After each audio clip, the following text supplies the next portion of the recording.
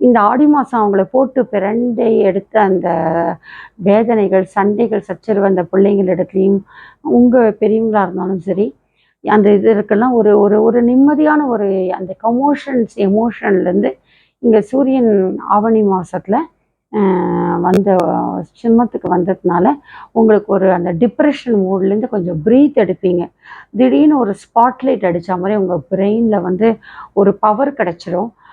கும்பராசிக்காரர்களை பற்றி ஒரு கேள்வி எழுப்பப்பட்டது. அது தொடர்பாக தான் நான் பேசுகிறேன். என்னை தேடி ஒரு கிளைண்ட் வந்தாங்க. அவங்களுடைய பையன் வந்து கும்பராசி, புரட்டாதி நட்சத்திரம். அதே மாதிரி அடுத்ததாக ஒரு சதய நட்சத்திரத்தை சேர்ந்த ஒரு மகன். 2 பிள்ளைகளுமே வந்து கும்பராசியை சேர்ந்த பசங்க தான். இந்த மாதிரி காலகட்டத்தில் ஒரே ராசியில் 2 நட்சத்திரம் வேறு வேறு இருந்தாலும் அவங்க பெற்றோர்களுக்கு ஏதோ ஒரு வகையில் வந்து இவங்களால ஏதோ ஒரு வகையில் ஒரு நிம்மதியற்ற இது இருந்தது. பெரியப்பா பிள்ளைங்க, சித்தப்பா பிள்ளைங்க மாதிரி அவங்க கசின்ஸு, தாய் தகப்பன் வேறு. ஆனாலும் பெரும்பாலும் நம்ம ராசி பலன் பார்க்கும்போது வெறும் ஒரே நட்சத்திரக்காரங்கள் அப்படி தான் பார்க்குறோம், ஒரே ராசிக்காரர்கள் தான் பார்க்குறோம்.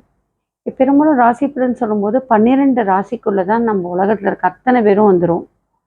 அதே மாதிரி 27 நட்சத்திரங்கள் பார்க்கும்போது இப்போ அஸ்வினின்னு எடுத்துட்டிங்கன்னா, இப்போ பூரட்டாதி சதயனானா 1/3 ஆஃப் த பாப்புலேஷன் வந்து அதுக்குள்ளே தான் வந்துடுவாங்க.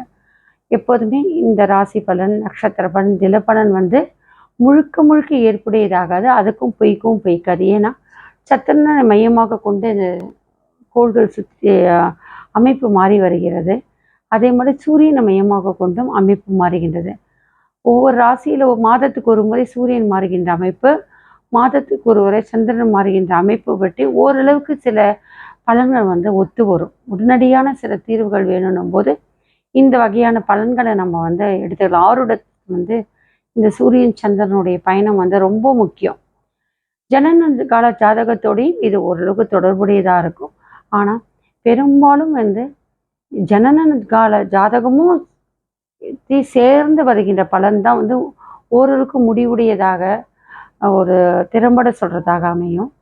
ராசி பலன்கள் அப்படின்னும் போது, நட்சத்திர பலன்ற போது வெறும் பிளட்டு போட்டு எடுத்து பண்ணுற மாதிரி இருக்கும். அடுத்தது ஸ்கேன் எக்ஸ்ரே ரிப்போர்ட் மாதிரி இருக்கும். அதுக்கு அடுத்த ரிப்போர்ட்டுன்னு லக்னத்துலேருந்து ஒரிஜினல் ஜாதகம் பார்க்கும்போது உங்களுக்கு ஸ்கேனிங்கில் எப்படி இருக்கும், இன்னும் டீப்பாக ஸ்டெல்லார் தியரி மாதிரி உள்ள நீங்கள் எந்த கிரகங்கள் எந்த நட்சத்திரத்துக்குள்ளே போகிறோன்னும் போது எண்டோஸ்கோப்பி மாதிரி இருக்கும். அதாவது ஜோசியர்களுக்கு வந்து அது இன்னும் மேலும் மேலும் உங்களை திறம்பட வழிகாட்டுவதற்கு இருக்கும். ஆனால் பெரும்பாலும் நம்மளுடைய மக்கள் இந்த ராசி பலனையும் நட்சத்திர பலனையும் பெரிதும் நம்பி தன்னை பயணிக்கின்றார்கள்.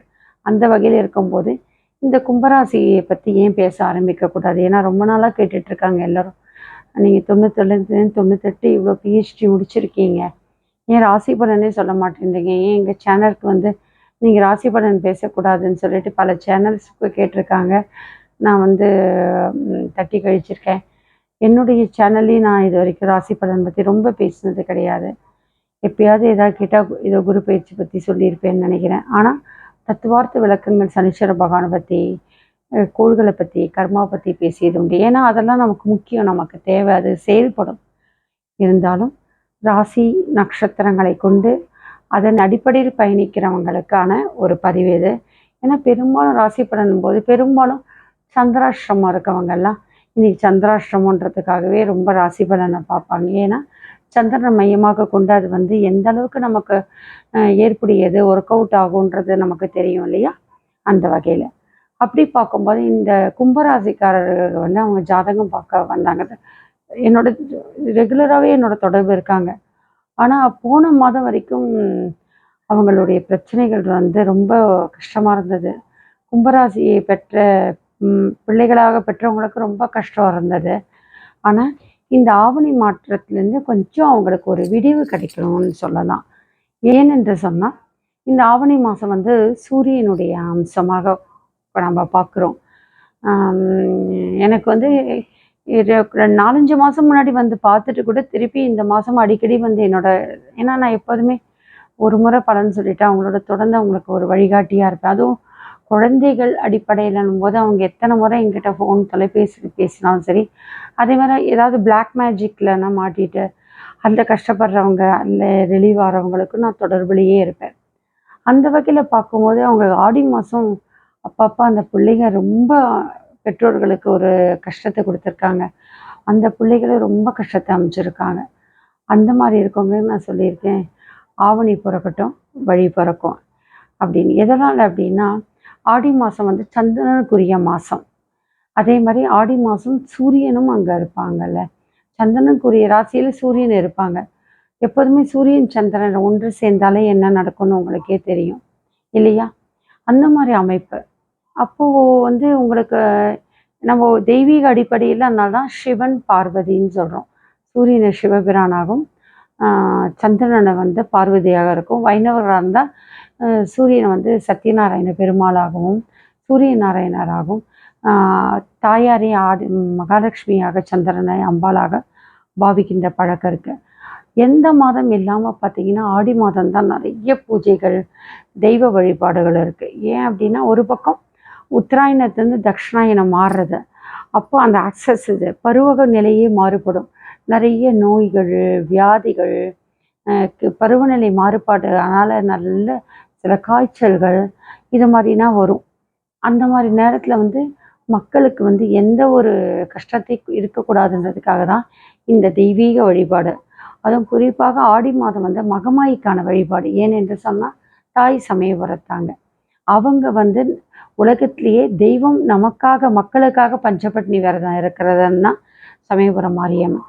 அதனால தான் அந்த மாரியம்மனுக்கு கூழ்வாத்தல் அந்த வேண்டுதல் இருக்கிறதுனால அந்த மாரியாத்தா தன் பிள்ளைகள் நல்லா இருக்கணும்னு விரதம் இருக்கவங்க சித்திரை பங்குனிலலாம். அப்படி இருக்கவங்க கிட்ட தாய்கிட்ட நம்ம வேண்டிக்கும் போது இந்த உலகத்தில் இருக்கின்ற அந்த முத்துமாரி நம்மளை வந்து பல வியாதிகளிலிருந்தும் காக்க வேண்டும் அப்படின்றதுக்காக தான் மொத்தமாக நம்ம என்ன பண்ணிடுறோம், ஆடி மாதம் மாரியம்மன் வழிபாடாக சரணம். எல்லாமே அந்த கண்ணாத்தா பார்த்துப்பாங்க, சமயபுரம் மாரியம்மன் பார்த்துப்பாங்க, மகமாயி பார்த்துப்பாங்க அப்படின்னு மகமாயி வழிபாடு. அந்த மகமாயின்னும் போதே சமயபுரம் மாரியம்மன், பெரியபாளையத்தம்மன், அங்காள பரமேஸ்வரி, எல்லையில் இருக்க அத்தனை பெண் தெய்வங்கள், குடும்பத்தில் இருக்க பூவாடக்காரி இவங்க எல்லாருமே அதில் வந்துடுவாங்க. அதனால தான் ஆடி மாதத்துல தான் நிறைய பூவாடக்காரி பல குடும்பங்களில் வழிபாடு உண்டு. எதற்கென்று சொன்னால் ஆடி மாதம் சூரியனும் சந்திரனும் இணைவு வந்து பலவிதமான மன கஷ்டங்கள், பலவிதமான உடல் உபாதைகள் எல்லாமே இருக்கும். அப்போது இந்த சிவனும் பார்வதியும் இணைந்த அம்சம், சத்யநாராயணன் சூரிய நாராயணனும் அம்பாலும் இணைந்த அம்சத்தோட நம்ம வந்து தெய்வ வழிபாடை கொண்டு வரும் பொழுது நமக்கு பலவிதமான விடிவு ஏற்படும்ன்றதுனால தான் ஆடி மாதம் இருக்குது. இந்த ஆடி மாதத்தில் இந்த கும்பராசிக்காரர்களுடைய மனநிலையும் நிறைய விஷயத்தில் வந்து பாதிக்கப்படும். பார்த்திங்கன்னா கும்பத்துலேருந்து பார்த்திங்கன்னா கும்பம், மீனம், மேஷம், ரிஷபம், மிதுனம், கடகம். அப்போ 6ஆம் வீடு எப்போதுமே சந்திரனுக்கு 6, 8, 12 பெரும்பாலுமே எல்லா கிரகங்களுக்கே 6, 8, 12 வந்து ஏற்புடைய ஒரு அம்சம் இல்லை. இல்லை உலகத்துலேயே வந்து நம்ம கண்ணால் பார்க்கறது சூரிய பகவானையும் சந்திர பகவானையும் தான். அதே மாதிரி ராசி கொண்டு நம்ம கோள்கள் ரீதியாக கோச்சார் ரீதியாக பிறவி ஜாதகம் சரியில்லைன்னா கூட கோச்சாரத்தில் நல்லா இருக்கும்போது அவங்களோட வாழ்க்கையை நம்ம மேம்படுத்த முடியும், வழிகாட்ட முடியும் தெய்வ பலத்தால், ஜோசியர்களால். அதற்கு என்ன காரணம்னா இந்த சூரியன் சந்திரனுடைய அந்த சஞ்சரிக்கின்ற ஒரு அமைப்பு தான். இந்த மாதிரி இருக்கிற நேரத்தில் வந்து சூரியன் சந்திரன் இணைவு வந்து ஆத்மகாரகன் சூரியன் அந்த மனசளவினையும் கொத்தளிக்கும். அதே மாதிரி வந்து மனதின் காரகன் சந்திரன். அப்போ 2 வகையிலும் வந்து இம்பேலன்ஸ்டாகவும் ரொம்ப இருக்குது பாசிபிலிட்டிஸ். அதனால தான் நீங்கள் பார்த்தீங்கன்னா இந்த ஆடி மாதம் வந்து ஜுடிஷியல் அஸ்ட்ராலஜியில் ஒவ்வொரு நாட்டிற்கும் ஒவ்வொரு லக்னம் உண்டு. அதுமாதிரி இந்தியாவில் இருக்க ஒவ்வொரு இதுக்கும் அதையும் பிரித்தோன்னா அந்த லக்னம் மாறுபடும். அது ஒரு ஜுடிஷியல் அஸ்ட்ராலஜியில் உண்டு. அந்த மாதிரி பார்க்கும்பொழுது அதனால தான் நான் வந்து ஆடி மாதத்தில் இந்த முறை வந்து எப்போது காட்டிலும் இன்னும் நிறைய பிளானட் பொசிஷனோட சேர்க்கை தான் அந்த மாதிரி மழை வெள்ளம் அதெல்லாம் இந்த இந்த வகையில் பாருங்களேன்.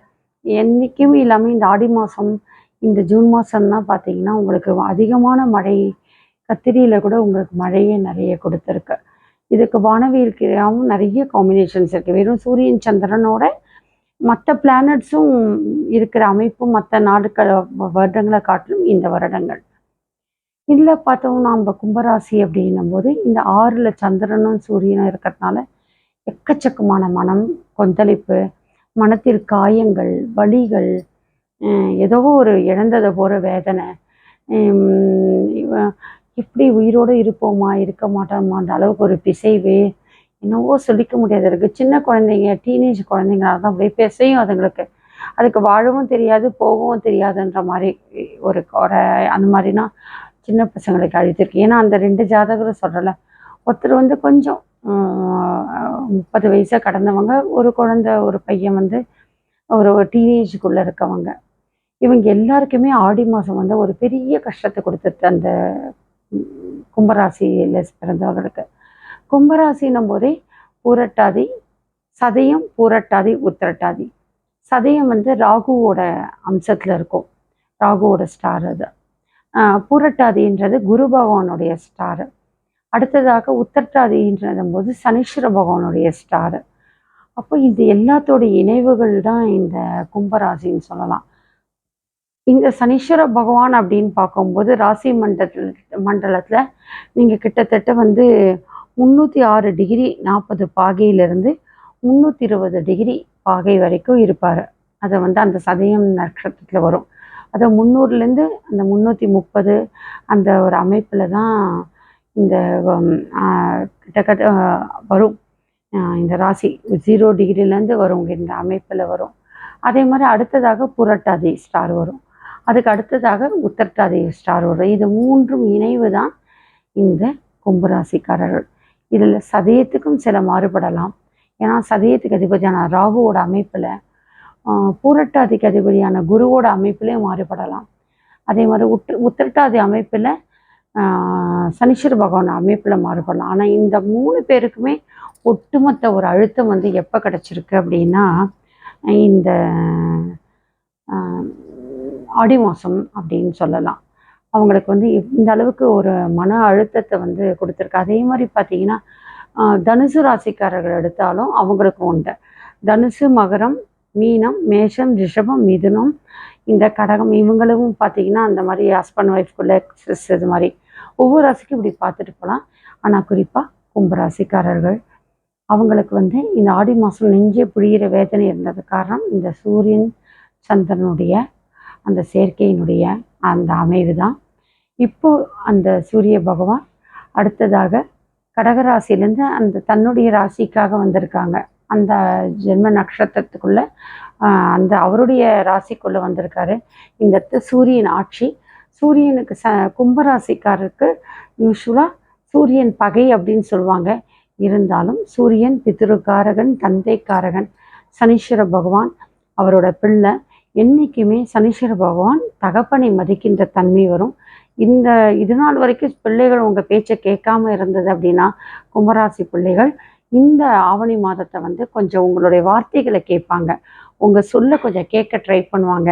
இந்த ஆடி மாதம் அவங்கள போட்டு பிரண்டை எடுத்த அந்த வேதனைகள், சண்டைகள், சச்சரவு அந்த பிள்ளைங்களிடத்துலையும் உங்கள் பெரியவங்களாக இருந்தாலும் சரி, அந்த இதற்கெல்லாம் ஒரு ஒரு ஒரு நிம்மதியான ஒரு அந்த எமோஷன்லேருந்து இங்கே சூரியன் ஆவணி மாதத்தில் வந்த சிம்மத்துக்கு வந்ததுனால உங்களுக்கு ஒரு அந்த டிப்ரெஷன் மூட்லேருந்து கொஞ்சம் ப்ரீத் எடுப்பீங்க.